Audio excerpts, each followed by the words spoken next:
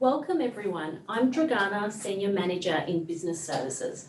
Thank you for joining today's Forging Ahead webinar, which is co-hosted by our Wealth and Business Advisory teams. The subject today is succession planning, knowing your end game, creating a strategy, and having a plan for both intended and unintended exits. With only 18% of business owners having documented management and ownership succession plans, we know this is a critical conversation that all business owners need to have.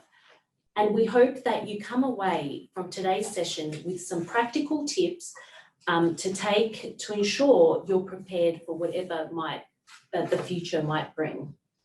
Presenting our webinar today are subject matter experts. Tim Szonyi, Ashfords Senior Business Advisor, and Tim Kay, Ashfords Senior Risk Advisor. Tim Kay is an integral part of our wealth team as Senior Risk Advisor, with more than 20 years experience as a financial advisor focused on risk assessment. Through thorough assessment of areas of risk to recommending and implementing the right strategies and insurances, Tim works to ensure his clients have appropriate plans in place to protect their business, their families, and their future. Tim Szonyi joined Ashfords earlier this year as Senior Business Advisor. He brings a strong track record as both a top-tier management consultant and executive in blue-chip organisations and private equity-backed companies across the globe. This, along with an intimate knowledge of both the B2B and B2C marketplaces, provides an extensive breadth of experience from which our clients can benefit. If you have any questions during the presentation, please type them in the chat bar and we will respond to as many as we can following the presentation. Please note that the content of this webinar does not constitute personalised advice. It is general in nature. For professional advice related to your business, please contact your trusted Ashfords advisor. So once again, welcome everyone, and I'll now hand over to Tim Szonyi. Hello folks, thanks for joining us here today. Tim and myself quite excited to be speaking with you today, and we actually did make sure we had the same name to make it really easy so that no one got confused. Just before we jump into the content though, we thought it'd be a great idea for us to introduce Ashfords more broadly, because some of you may know only one part of the firm and it has evolved quite a bit over recent years. Ashfords really started in its core service lines of audit and accounting. And then the wealth and super division has grown over the years as well, and Tim is particularly part of that division. More recently, though, we have created some new service lines, digital, as we found many of our clients have a need to digitise their businesses, automate them, and get more efficient and effective in the way that they run their businesses. And the division that I work within, which is business advisory, anything from, certainly in the last 6 months, crisis management and turnaround support through to sales and exits and the like. So full service advisory firm, very proudly part of the Greater Dandenong area. One of the things that we do at Ashfords is we do run annually a small to medium enterprise survey. And we have a report that comes out. Some of you may have seen this over the time. And this gives us a great view of what the landscape is doing nationally. And this report we use is based on what we call RAVDAs. And a RAVDA is a risk and value driver assessment. A list of about 80 questions, covers these 10 areas that you can see on the screen now. The 4 that we're going to focus on out of today, and I'll show you a slide in a minute that does have some key statistics on it, give us a really good indication and benchmarking for SMEs across multiple industries and nationally. And I think there's about 3,000 surveys that went into forming the outputs of last year's survey.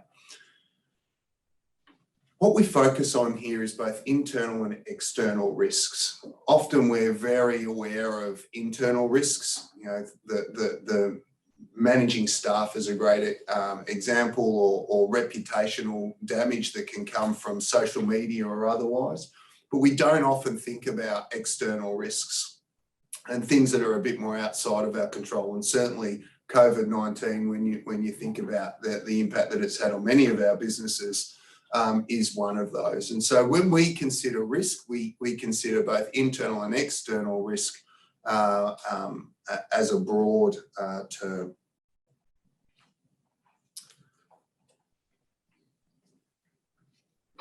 What you've got on the screen now is just a few key statistics as it relates particularly to succession planning and thinking about the end game within businesses for many people. And what you might find here is that in some of these statistics is actually the majority of organisations haven't planned well for succession and exit.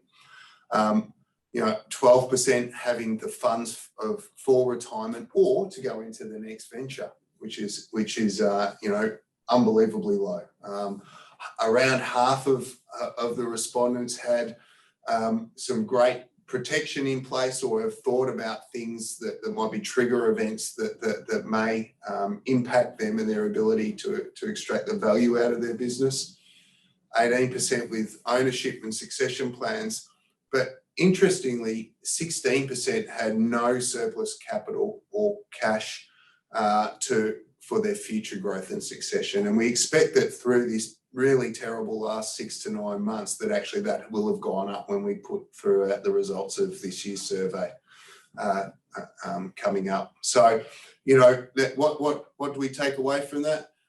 It is clearly a topic that is probably not top of mind for many organisations, business owners or shareholders.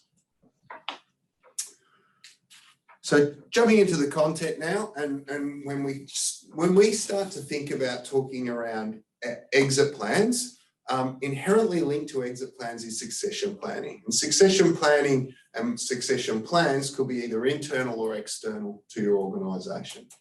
So exit plans. We often speak with clients when we talk to them about strategy. We always start with the shareholder expectations, and shareholder expectations being what do you need to or want to get from this business in the future, and that for some may be very close in, maybe 2 to 5 years, and for others it's the start of that journey. But what we do say is the earlier you can understand what the end game is in your business journey, the more easily we can plan for that to become true through strategy and your execution and driving the business. For many, a succession plan or an exit plan may involve family members coming up and taking over the business. It may be a management buyout. It could be a sale to an external party, or it could be even an IPO. All of these are potential ways to exit and extract value from a business, but all of them also require thought into how you drive succession planning. One, are the people that are the potential successors aligned to the growth and the value and the opportunity that is in the business? Do they have the skills and capability and the will to drive that forward? Many of these needs are not one-off individual tasks that may need to happen, but they are something that maybe need to be built over time, particularly when it comes to capability building, to give them the comfort that there is a kick-off point from which they can take over the business. Tim, cool. Thanks, Tim. So what you can see on your screen is it's thinking about who is going to be your successor. And again, as Tim mentioned, is it a family member, an employee, business partner? But I suppose most importantly, it's thinking about, are they the right fit? Can they step into your shoes? Do they have the capabilities and the skill set? Are they also in the right life situation as well? Experience and confidence need to be taken into consideration as well. And sometimes, that family member is not the right person, and difficult choices will have to be made. Just moving on, in terms of, we're talking about unplanned exits, and they do occur. You can see 7 unexpected causes of exits, but today in particular, we're going to run through the death and disability and illness as well. And I suppose having this was just going to give you peace of mind and also minimise losses when something unforeseen does occur down the track. So unplanned exits, we need to sort of have a decent think about it. There's some questions up there. What happens to your business if you're forced to exit due to death or disability? Will it continue on? Do you want to run the business with your business partner's spouse? What happens if you don't like their spouse and they're trying to tell you how to do things? What's the bank going to say? How will your family get paid for their share in the business that you've spent the last 10 years building up?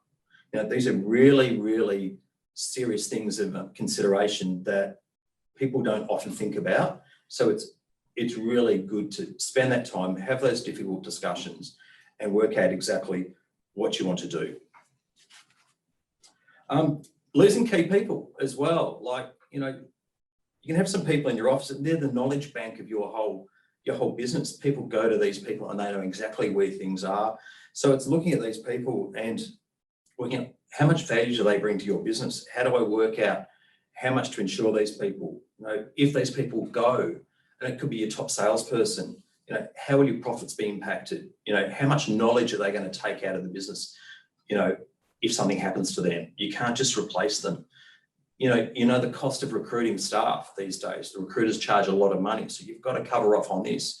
Then you've got the new staff member that's going to come on, that's going to take quite a few months till they get up to speed, bringing in or, that replacement income that's been lost. You've got credit ratings as well that can potentially be lost, and also your goodwill. So, key personal risk is, it's considered one of the hardest risks to mitigate. It's interesting, I don't know for yourself, Tim, with some of the clients that you're working with, but I'm working with quite a few at the moment where, through this period over the last 6 to 9 months, they have had to let people go, or they've gone back to part-time work or reduced hours, etc. And it's changed their thought process, those employees' thought process around what they want now in the future. And that for these owners is then sort of saying, well, geez, now who's going to pick that slack up? I'm already at 100%. Exactly, yeah. Looking after, your key employees it's a big issue. And sometimes we don't want to sort of keep them in cotton wool. You've got to have plans for them. You sort of can't afford for them to leave. But, if they do leave through, the result of accident or illness, it's something that we've got to be prepared for. That's a good point.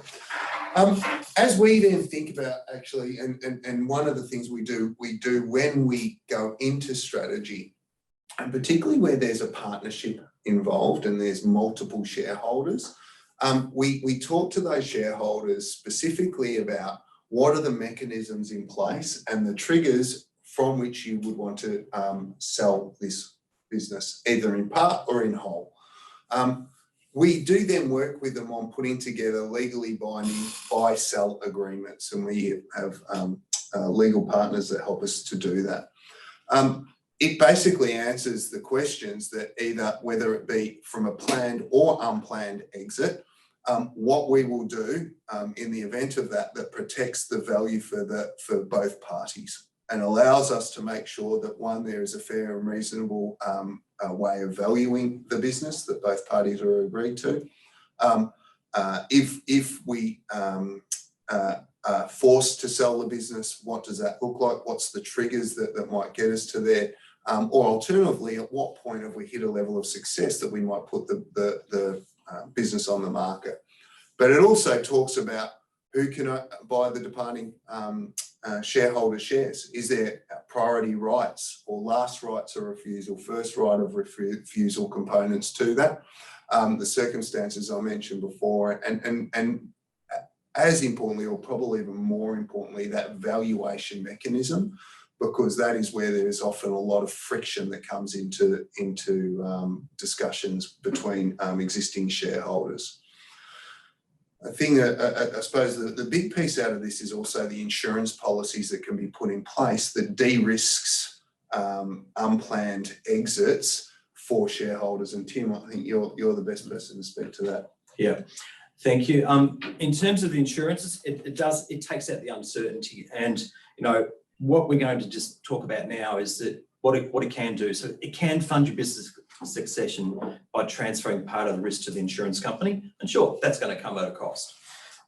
It can be used when your business will be unable to pay the departing owner's share of the business. If they died or suffered a serious illness or injury, you don't want to be sitting there saying to yourself, how on earth am I going to pay this money to, my business partner's spouse now that he's passed on?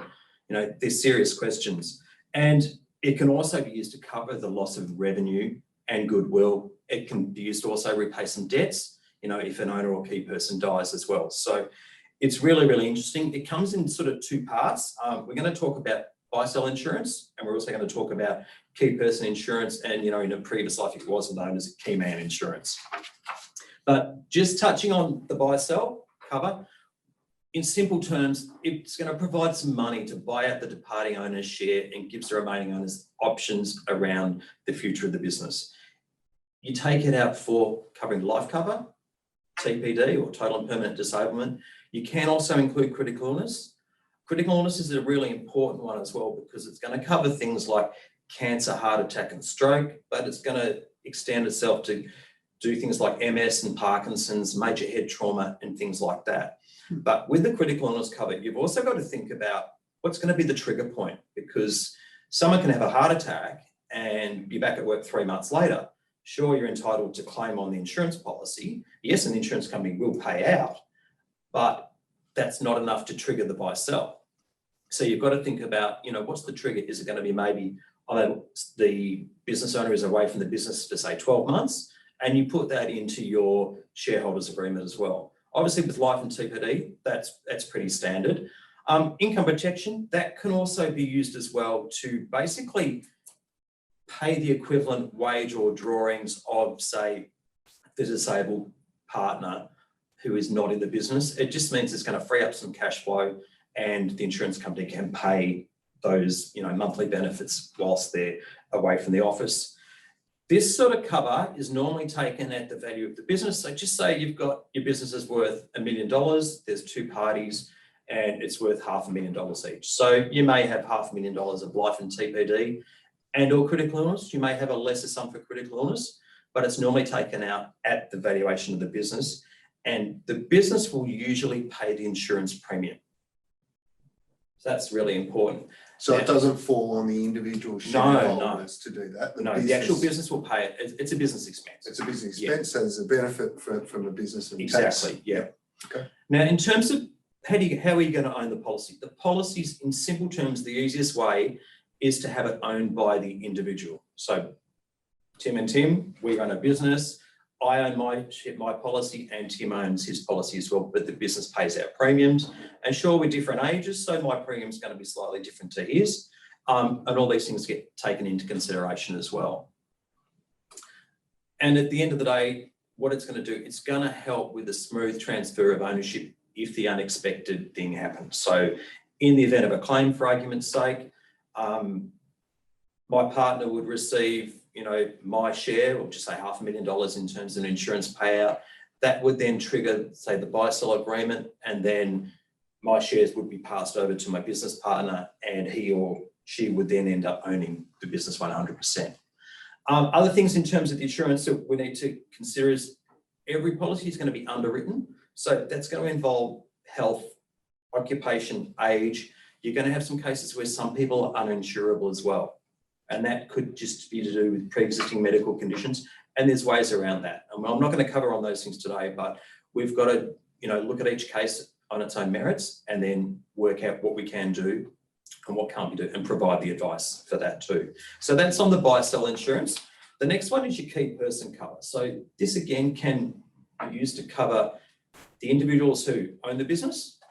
So two business partners. And again, you're going to maybe want to insure your key salesperson, the person that you'd be really stuck if something happened. This traditionally is going to cover life cover, TPD, total and permanent disablement. You can cover for critical illness and trauma as well. Now, this policy has two purposes: revenue and capital. So when you're taking it out, you've really got to think about what's the purpose of it. So if it's for revenue, it's going to be used for finding a replacement, cover off on training costs, reduction in sales or profits and bad debts. If it's for capital, again, it's paying off loans, retaining a credit rating, and offsets for the loss of goodwill. Now, some bits have tax applicable, some bits don't. So it's really important that you get, the purposes down and allocate funds accordingly. So you may have $200,000 of the cover relating to revenue and $100,000 relating to capital. So you need to sort of document this at the very outset, just so it will cover off on, claims proceeds and how they're treated for tax. Now, what we also do, we've got some fact sheets that are available for people to have a look at that explain these covers in very simple terms. And obviously, if you'd like to have a little bit more of an in-depth discussion, we can help you there as well. When you talk about a key person, how do I define a key person in your, is there a general rule that you run by with that sort of stuff? Well, it's someone, obviously your key people can be, your business partners, yeah. But it could also be, the lady who knows absolutely everything about your total business. And if something happened to her, you would be in trouble. And we all have those people in businesses, someone who's been around for a long time, who people go to, they're the library, the Bible, whatever you want to call them. They're the people that are integral. But also you've got some people who've got some specialist skills and knowledge that they bring to your business. They make your business what it is. Yeah, they're core to your product or service. Exactly. Yeah. And you'd be really lost without them. This cover will only provide if something happens to them in terms of, they pass away, they're totally and permanently disabled and so on. But it's not going to pay out if they decide to leave you, but it's a really good way of, protecting you and your business as well. Yeah, and I think in a lot of businesses that we're working in at the moment, we've got employees that have been there 10, 15, 20 years. And the systems around them are not well documented, they're not regimented and process driven. Exactly, yeah. You can't just pop someone back in there and have them delivering at the level that they are. You may even have to take 2 or 3 people to do the job that they do. Exactly. And some of these people we take for granted as well. Yeah. And you don't find out until they're gone, what they actually did. Yeah. So I've got a little case study here. This is sort of, as it says, Frank and Joe, they ran a successful manufacturing business. Primary source of income. So both of their families relied on the income that they were bringing in, the drawings and the dividends as well. Now, Joe, he was struck down with a really nasty cancer and he passed away within 12 months. So Joe had a will, which is fortunate. And via his will, he left all his assets to his wife, Laura, which obviously included his half share of the business. So technically, Frank was sitting there now with a new business partner called Laura. And he didn't like Laura and Laura didn't like him. Now, some of the things that Laura, she didn't know what the business is worth, but she did enjoy the money coming in the door. But she required, weekly income to come in to support the kids. She was also reliant on the dividend that was coming in. So, this was really, really important stuff to her. So she was sort of saying, well, I need to sell my business. But she also knew that Frank didn't have the money to buy her out.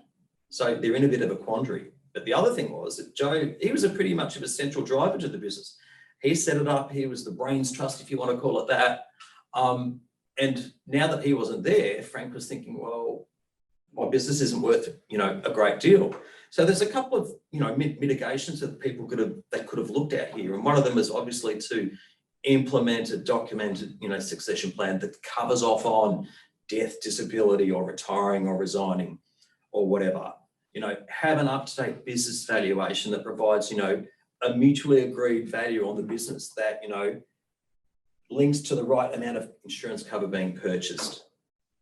It also covers off on, the value if one of the partners wants to buy the other one out. And also if the business is intended to be sold as well. But in this instance, the company did have some insurance and it paid Laura her share. So Laura was quite happy. She got her share of, the business paid to her in a lump sum via the insurance policy that was in place. And as a result, the shares that Joe owned were transferred across to Frank and Frank ended up owning the business 100%. So that in a very simple context is how it's supposed to work. And I have seen it work that way a number of times. And it just provides a lot of peace of mind, and it reduces any friction that could be caused and things like I that. think what's interesting when I listen to you talk through that, certainly the person that's been impacted, if something bad has happened from an event or otherwise for that partner, but the stress that it places on the other partner, where they may not have the capital sitting there, or that they then now having to find is enormous, right? So actually, it transfers to both in different ways, but it's certainly significant. And you've got to remember, this sort of cover here, it sits above whatever you may have covering your personal family for your mortgage and so forth, because this is protecting your asset. And a lot of people, got a lot of time and effort and money tied up in businesses, and they don't think about this sort of thing. So we have it's to think really important. We think your house is your biggest asset, right? But actually, your ability to earn an income is your biggest asset, and the value of that business. And that's where when we do go in and we're talking strategy with people, as I said earlier, we always start with what's the role of this business in your wealth creation now and into the future? And how does this impact your ability to retire, have a fantastic life, and so on? And what we do through that process in driving your strategy and execution, and then having plans in place, I suppose, to mitigate risk is critical as we go through. But it's really hard when you're in the day-to-day slog of just getting the business to keep trudging along. We don't give ourselves the time and space to get out there and think that far out and around that. So thank you. It's one of those things that it tends to be put off, and in some cases things happen and people think if only we'd acted on it 3 or 6 months before as well. So that's a good point. Thank you, Tim. What's next? So we've taken about half an hour of your time. I know we'd allocated about an hour. We like to be short and punchy and to the point. So hopefully you've got a bit out of the conversation that we've had with you today. We will post the webinar. We'll package up this presentation and send you that, so you do have the slides that we've gone through today for you to reference. But we also wanted to just check in. Was there any questions that had come through other than? Yes, a few questions have come through from the audience, if you'd like me to go through them. Yes, please. Okay, so we have a question has come in from Terry. Hi, Terry. What is the typical cost of life and TPD cover? Oh, that's a big question, but that's $1 million. It is $1 million question, absolutely. But obviously, if the insurance company is going to look at, what's your occupation? Are you white collar, blue collar? Do you smoke? Yes or no? How old are you? What your health issues are? Do you travel? All of those types of things as well. But to give you a bit of an example, if you're say 40 years old and you're looking for say $500,000 of life and TPD cover, and you're in a managerial type role, it could be $80, $90, $100 a month. Again, so. And sometimes, if you've got some health issues, there could be some premium loadings as well. So that's the sort of money that you're looking at. But, I have seen premiums, be $5,000 and $6,000 a year. So it just depends. But every single case is done different individually. It's never set and forget. So it's put in place, reviewed annually to make sure that it still meets your needs and so forth. Oh, so you do generally say yes. You don't just... Ideally, you don't just get your premium every year and go, I'll just pay it. You should sort of review where you're at. Yeah, you need to review it. I suppose along the lines of the valuation of your business as well, because as your business goes up in value, you want to make sure that your insurance is going up in value as well. Now, every year the insurance company will increase the cover that you hold by CPI, so that'll go up say 5% each year. But in 2 or 3 years' time, you may need to go back to the insurance company and say, hey, I need to increase my insurance cover up because my business has gone from 3 million to 5 million in value. And that will involve extra underwriting as well. So there's lots of different things to look at. Yep. So it's very hard to give you a hard and fast, rule in terms of pricing. But we'll look at the best covers for you and the best insurance companies and tailor it to meet your needs. Yeah, nice. What else? Anything else? Yeah, I hope that's answered your question, Terry. The next question comes from Jerome. How do I work out how much to insure myself and my business partner for buy-sell insurance? Again, as I sort of touched on a little bit before, it's really looking at the valuation. So again, if your business is worth $1 million and there's 2 partners, well, you'd sort of tend to go $500,000 each.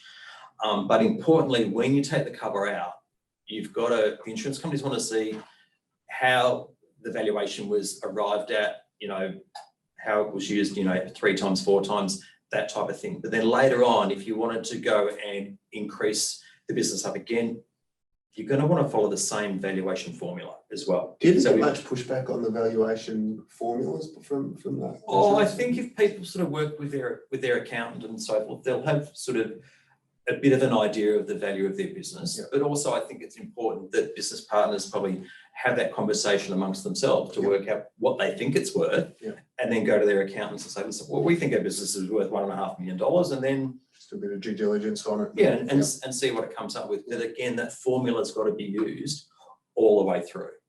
Okay. And do we have time for one last question? Yep. Okay, this one's from Sally. How often should I review my succession plan?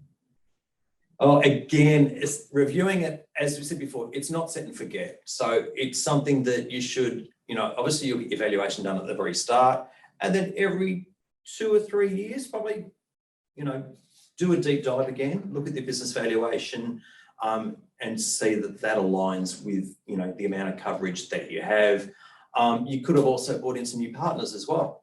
And someone may have taken a 5 or 10% equity stake. So it's important to ensure that they're protected and their families are protected as well, because, if someone's bought in and they've spent $250,000, and they've borrowed, to buy into your company, you want to make sure that if something happens to them, that their family's protected. And, if you haven't got the money to pay, the surviving spouse, that's what the insurance is there for. So it's interesting because we do, and that's where interesting you say that, because we, on that 2 to 3 year, when we do strategy with clients, we always look on a 3 to 5 year time horizon. We don't go 10 or 15 years out, because as an executive team or as an ownership group, you can see yourself together in the next 3 to 5 years, and we plan very specifically to win in that 3 to 5 year period. But every 12 months we revisit where we are, because what's worked and not worked, what we've learned along the way will then inform some of the changes that we might need to make through that period. So, I suppose I'm aligning with you there around that review period and how far out you need to look. So that's very good. Good. Okay, Sally, thank you. Just pop that slide back up there for me here. So as I mentioned just before, we will shoot this presentation out. The other thing that we like to offer for anyone who's joined this is if you would like, we offer a one-on-one consultation around that RAVDA and filling out your own RAVDA report. It's only a very short one, I think 10 or 12 questions, just to get an idea around what might be the risks or value drivers that are relevant for you in your business. And myself or Tim can jump on a call with you or meet with you and run through that and have a discussion. It's no obligation, it's free. It's just something that we like to do, given that you've given us half an hour or so of your time.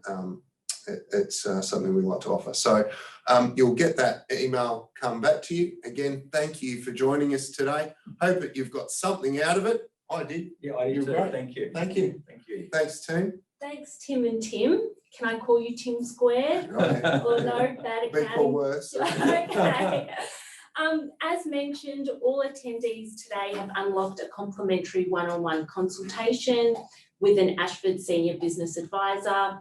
In this personalised session, we will review your business risk and value drivers and their impact on your succession plans.